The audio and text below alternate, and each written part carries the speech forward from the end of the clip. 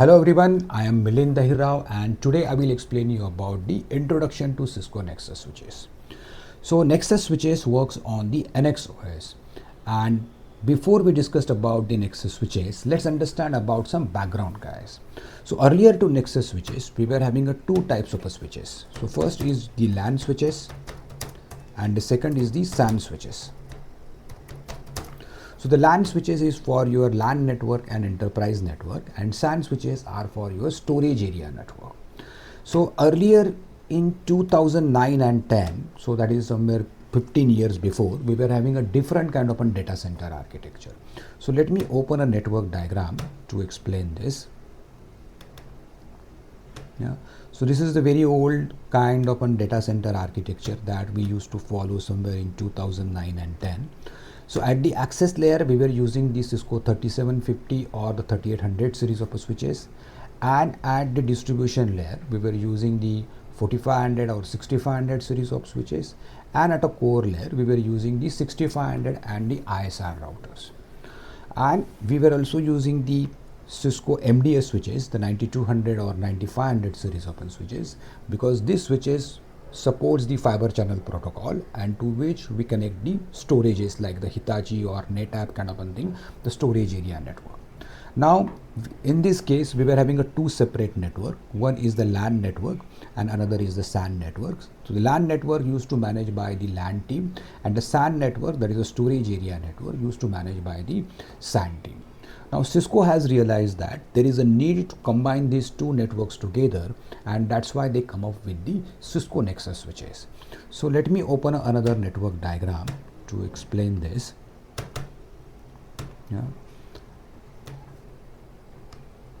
So Cisco realized that there is a need to combine these two networks together, and that's why they come up with the Cisco Nexus switches. So Nexus switches supports both the LAN network as well as the storage area network, so we can combine these two networks together, and this reduces, the Nexus switches reduces your total cost of ownership, because then we need the lesser number of switches, we need the less rack space, so this reduces your kind of a total capex cost.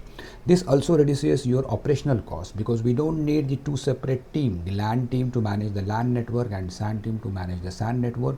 We just need one single team who manage the or who understand the Nexus switches. So that is the advantage of Nexus switch, guys, saying that its first advantage is it combines the LAN network and SAN network together.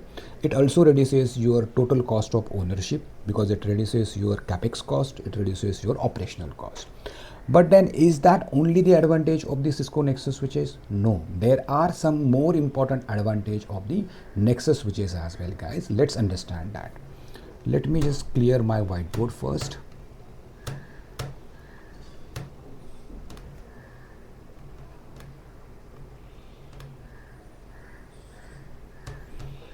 Okay, so just increase the size probably.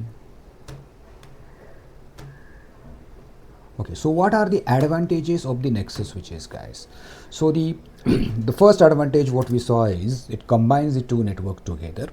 The another advantage is it supports the VDC, that is the virtual device contacts.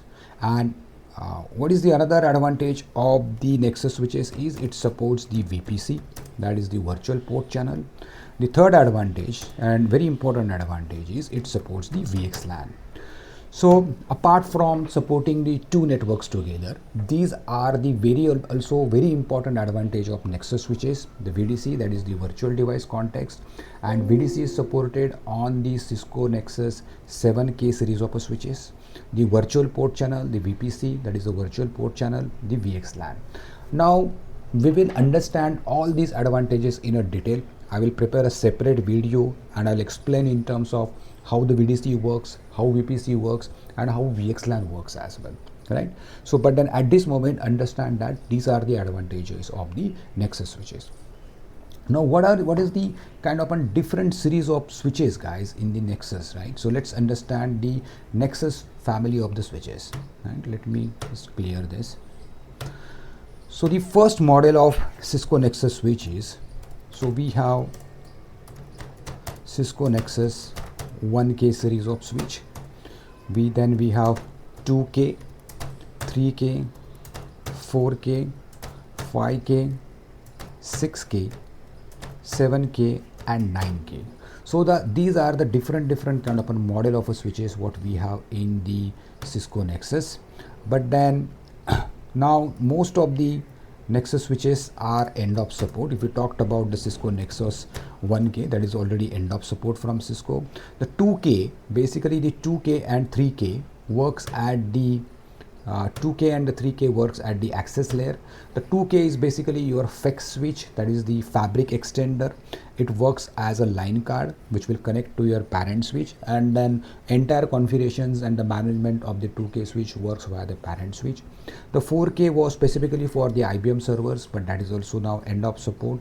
The 5K is end of support. There are the different models, the 5500, 5600, and for that also the end of life announcement has been declared by Cisco.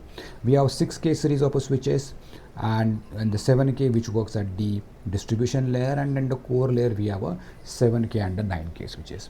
So these are the different series of switches what we have in the Cisco Nexus family. You can always visit the Cisco website to understand the status of these switches, whether it's end of life, end of supports. You can refer the data sheets to understand the capability of the switches, guys.